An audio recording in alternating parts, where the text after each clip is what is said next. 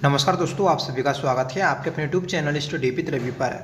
दोस्तों, आज हम इस क्लास में वीकली करंट अफेयर्स पढ़ने जा रहे हैं, जिसमें दोस्तों हम 21 अप्रैल से 28 अप्रैल तक के सभी महत्वपूर्ण प्रश्नों को पढ़ेंगे।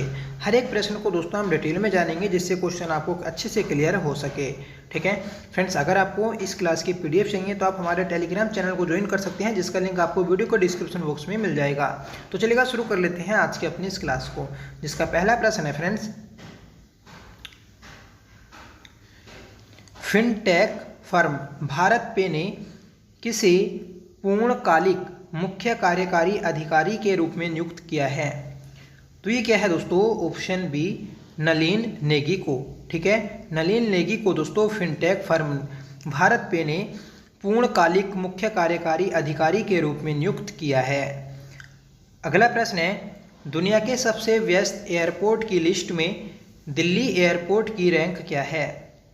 सही आंसर रहेगा ऑप्शन बी, 10वां। तो याद रखिएगा कि दुनिया के सबसे व्यस्त एयरपोर्ट की लिस्ट में दिल्ली एयरपोर्ट 10वें स्थान पर है। ठीक है, डिटेल जानेंगे दोस्तों। एयरपोर्ट्स काउंसिल इंटरनेशनल वर्ल्ड ने हाल ही में दुनिया के सबसे व्यस्त हवाई अड्डों की लिस्ट जारी की है। इंदिरा गांधी अंतर्राष्ट्रीय एयरपोर्ट की 10वीं रैंक है। ठीक है, जो इंदिरा गांधी अंतर्राष्ट्रीय एयरपोर्ट है दिल्ली में, तो इसने दोस्तों 10वीं रैंक हासिल की है। अटलांटा अंतर्राष्ट्रीय हवाई अड्डा शीर्ष स्थान पर रहा, और इसके बाद दोस्तों पहली बार दुबई अंतर्राष्ट्रीय हवाई अड्डा है। ठीक है, तो दूसरे स्थान पर कौन सा है? दुबई अंतर्राष्ट्रीय हवाई अड्डा, जो दोस्तों डलास फोर्ट वर्थ अंतर्राष्ट्रीय हवाई अड्डे को पछाड़कर दूसरे स्थान पर आया है। ठीक है, इस रैंक में दोस्तों लंदन का हिथ्रो हवाई अड्डा चौथे और टोक्यो का हनाडा हवाई अड्डा 5वें स्थान पर है। ठीक है, तो ये पांचों स्थान आप याद रखिएगा कि पहले पर कौन सा है, दूसरे पर कौन सा है। ठीक है, और इंदिरा गांधी एयरपोर्ट का कौन सा स्थान है? तो दोस्तों 10वां स्थान है। अगला प्रश्न है हमारा, भारत इलेक्ट्रॉनिक्स लिमिटेड ने क्वांटम टेक्नोलॉजी में सहयोग के लिए किसके साथ समझौता किया है? तो ये क्या है दोस्तों? IIT मंडी। IIT मंडी ये दोस्तों हिमाचल प्रदेश में स्थित है। ठीक है, जिसने भारत इलेक्ट्रॉनिक्स लिमिटेड ने क्वांटम टेक्नोलॉजी के लिए समझौता किया है। अगला प्रश्न है, IPL इतिहास में सबसे बड़े टीम स्कोर का अपना ही रिकॉर्ड किस टीम ने तोड़ा है? तो IPL इतिहास में सबसे बड़ा टीम स्कोर ये दोस्तों सनराइजर हैदराबाद ने ही तोड़ा है। सही आंसर रहेगा ऑप्शन ए। ठीक है दोस्तों, सनराइजर हैदराबाद ने IPL इतिहास में सबसे बड़ी टीम स्कोर का अपना ही रिकॉर्ड तोड़ दिया। बेंगलोर के एम चिन्नास्वामी स्टेडियम में रॉयल चैलेंजर्स बेंगलोर के खिलाफ 287 रन 3 विकेट खोकर बनाए और एक नया रिकॉर्ड बनाया। ठीक है, इसी सीजन हैदराबाद ने दोस्तों मुंबई इंडियंस के खिलाफ 277 रन बनाए थे। ठीक है, तो 277 रन का रिकॉर्ड तोड़कर दोस्तों नया रिकॉर्ड बनाया है 287 रन का। अगला प्रश्न है, हाइब्रिड पिच तकनीक का उपयोग करने वाला भारत का पहला स्टेडियम कौन सा है?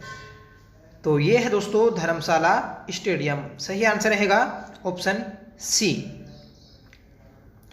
Friends, Himachal Pradesh cricket association cricket में तकनीक का उपयोग करने में हमेशा आगे रहा है।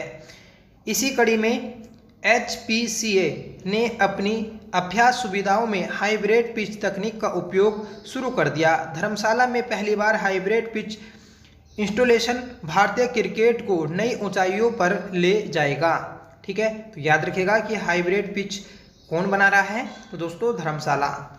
अगला प्रश्न है, अंतर्राष्ट्रीय मुद्रा कोष की MD कौन है जिन्हें दूसरे 5 साल के कार्यकाल के लिए चुना गया? तो अंतर्राष्ट्रीय मुद्रा कोष IMF, तो इसकी MD थी दोस्तों क्रिस्टीना जॉर्जिवा, जिन्हें दोस्तों दोबारा 5 साल के लिए नियुक्त किया गया है। फ्रेंड्स, अंतर्राष्ट्रीय मुद्रा कोष ने 1 अक्टूबर 2024 से शुरू होने वाले दूसरे 5 साल के कार्यकाल के लिए क्रिस्टीना जॉर्जिवा को प्रबंध निदेशक के रूप में फिर से नियुक्त किया है। बुल्गारिया की क्रिस्टीना जॉर्जिवा ने दोस्तों 2019 से IMF की MD के रूप में कार्यरत किया था। ठीक है, तो बुल्गारिया देश की रहने वाली है क्रिस्टीना जॉर्जिवा। अगला प्रश्न है, राष्ट्रीय रक्षा विश्वविद्यालय ने डिफेंस इनोवेशन के लिए किस देश के स्टारवर्ड्स एरोस्पेस के साथ हाथ मिलाया है? तो सही आंसर रहेगा ऑप्शन बी, फ्रांस। ठीक है। अगला प्रश्न है, आईपीएल के इतिहास में 200 विकेट लेने वाले पहले गेंदबाज कौन बने हैं? तो आईपीएल के इतिहास में 200 विकेट लेने वाले गेंदबाज बने हैं दोस्तों युजवेंद्र चहल। सही आंसर रहेगा ऑप्शन सी। और वर्तमान में दोस्तों राजस्थान रॉयल्स के साथ ये खेल रहे हैं और ये दोस्तों लेग स्पिनर हैं। ठीक है, और भारतीय प्लेयर हैं। अगला प्रश्न है, विश्व पुस्तक और कॉपीराइट दिवस प्रतिवर्ष कब मनाया जाता है? तो विश्व पुस्तक और कॉपीराइट दिवस ये दोस्तों 23 अप्रैल को मनाया जाता है। सही आंसर है हमारा ऑप्शन सी। फ्रेंड्स, हर साल 23 अप्रैल को पूरी दुनिया में विश्व पुस्तक और कॉपीराइट दिवस मनाया जाता है। इस दिवस की शुरुआत साल 1995 में यूनेस्को द्वारा शुरू की गई थी। ठीक है, यह साहित्य और लेखकों के लिए एक वैश्विक उत्सव है। विश्व पुस्तक दिवस 2024 की थीम है दोस्तों रीड योर वे। ठीक है, तो याद रखिएगा कि विश्व पुस्तक दिवस 2024 की थीम है रीड योर वे। ठीक है, और कब से मनाया जा रहा है दोस्तों? 1995 से। किसके द्वारा? यूनेस्को के द्वारा। अगला प्रश्न है, ज्वालामुखी माउंट एवरेस्ट हाल ही में चर्चा में रहा, यह किस महाद्वीप में स्थित है? तो ये दोस्तों ज्वालामुखी एक सक्रिय ज्वालामुखी है जो कि दोस्तों अंटार्कटिका महाद्वीप में स्थित है। सही आंसर रहेगा option C. Friends, Mount Everest Antarctica का दूसरा सबसे ऊंचा सक्रिय ज्वालामुखी है और यह अंटार्कटिका के रोस द्वीप पर स्थित है। ठीक है, तो रोस द्वीप कहाँ पर है? अंटार्कटिका महाद्वीप में, जहां पर दोस्तों माउंट एवरेस्ट ज्वालामुखी स्थित है। अगला प्रश्न है, विश्व ऊर्जा कांग्रेस 2024 का आयोजन किस देश में किया जा रहा है? तो विश्व ऊर्जा कांग्रेस 2024 का आयोजन दोस्तों नीदरलैंड में किया जा रहा है। सही आंसर रहेगा ऑप्शन वी। फ्रेंड्स, भारतीय अक्षय ऊर्जा विकास संस्था लिमिटेड इरडा के अध्यक्ष और प्रबंध निदेशक प्रदीप कुमार दास ने नीदरलैंड के रोटरडैम में आयोजित विश्व ऊर्जा कांग्रेस के 26वें संस्करण में भाग लिया। साथ ही उन्होंने कहा कि भारत नवीकरणीय ऊर्जा स्थापित क्षमता में विश्व स्तर पर चौथे स्थान पर है। ठीक है, तो फ्रेंड्स, जो नवीकरणीय ऊर्जा होती है उसे स्थापित करने में विश्व स्तर पर भारत चौथे स्थान पर है। अगला प्रश्न है, अमिताभ चौधरी को किस बैंक के एमडी और सीईओ के रूप में फिर से नियुक्त किया गया? तो ये किया गया है दोस्तों एक्सिस बैंक के। सही आंसर रहेगा ऑप्शन ए। ठीक है, तो याद रखिएगा कि एक्सिस बैंक के दोबारा दोस्तों एमडी और सीईओ बनाए गए हैं अमिताभ चौधरी। अगला प्रश्न है, हाल ही में चर्चा में रहा भारतीय ऐतिहासिक अभिलेख आयोग किस मंत्रालय के तहत कार्यरत है? तो हाल ही में दोस्तों चर्चा में रहा है भारतीय ऐतिहासिक अभिलेख आयोग जो संस्कृति मंत्रालय के अधीन कार्यरत है। तो राइट आंसर रहा ऑप्शन सी। दोस्तों, केंद्रीय संस्कृति मंत्रालय के तहत कार्यरत भारतीय ऐतिहासिक अभिलेख आयोग ने एक नया लोगो और आदर्श वाक्य अपनाया है। यह अभिलेखीय मामलों का एक शीर्ष सलाहकार निकाय है। इसकी स्थापना दोस्तों 1919 में की गई थी। तो याद रखिएगा कि भारतीय ऐतिहासिक अभिलेख आयोग की स्थापना कब की गई? 1919 में की गई थी। अगला प्रश्न है हमारा कि भारत की पहली बहुउद्देशीय ताप और बिजली ग्रीन हाइड्रोजन पायलट प्रोजेक्ट की शुरुआत किस राज्य में हुई? तो ये हुई है दोस्तों आपकी हिमाचल प्रदेश में। सही आंसर है ऑप्शन टी। ठीक है, तो भारत की पहली बहुउद्देशीय ताप और बिजली ग्रीन हाइड्रो पायलट प्रोजेक्ट की शुरुआत हिमाचल प्रदेश से की गई है। फ्रेंड्स, SJVN लिमिटेड ने हिमाचल प्रदेश के झांकड़ी में 1500 मेगावाट के Nathpa Jhakri hydro power station में भारत की पहली बहुउद्देशीय ग्रीन हाइड्रोजन पायलट प्रोजेक्ट की शुरुआत की है। यह प्रोजेक्ट ग्रीन हाइड्रोजन के साथ 25 किलोवाट क्षमता के ईंधन सेल के जरिए बिजली पैदा करेगा। नेक्स्ट क्वेश्चन है, सुब्रमण्यम धरेश्वर का निधन हो गया, वह किस लोक नृत्य के प्रसिद्ध गायक थे? तो ये थे दोस्तों यक्षगान लोक नृत्य के गायक। तो राइट आंसर रहेगा ऑप्शन डी। यक्षगान दोस्तों कर्नाटक का लोक नृत्य है, तो ये भी आप याद रखिएगा। अगला प्रश्न है फ्रेंड्स, एक क्वेश्चन और याद रखिएगा कि सिप्री जो है दोस्तों Stockholm International Peace Research Institute, इसके अनुसार दोस्तों 2023 की रिपोर्ट जारी की गई है और ये दोस्तों सैन्य खर्चों की एक रिपोर्ट है।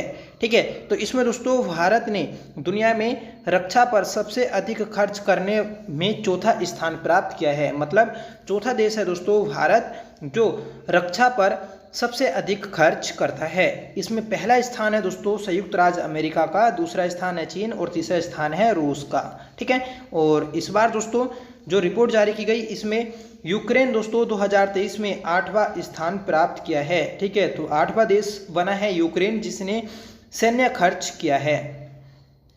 अगला प्रश्न है हमारा कि तीरंदाजी विश्व कप 2024 का आयोजन कहाँ किया जा रहा है? तो यह फ्रेंड्स चीन में किया जा रहा है। सही आंसर रहेगा ऑप्शन वी।